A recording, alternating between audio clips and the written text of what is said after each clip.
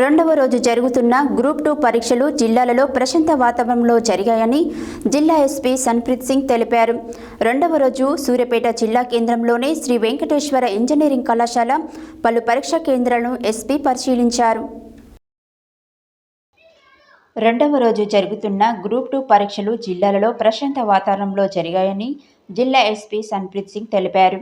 రెండవ రోజు సూర్యాపేట జిల్లా కేంద్రంలోని శ్రీ వెంకటేశ్వర ఇంజనీరింగ్ కళాశాల పలు పరీక్షా కేంద్రాలను ఎస్పీ పరిశీలించారు. బందోబస్తు నిర్వహణలో సిబ్బంది అందరూ బాగా పనిచేశారన్నారు. అన్ని స్థాయిలలో పోలీసు అధికారులు కూడా క్షేత్రస్థాయిలో పరీక్షా కేంద్రాలను సందర్శించి పటిష్టమైన బందోబస్తు పర్యవేక్షణ చేయడం జరిగిందని అన్నారు.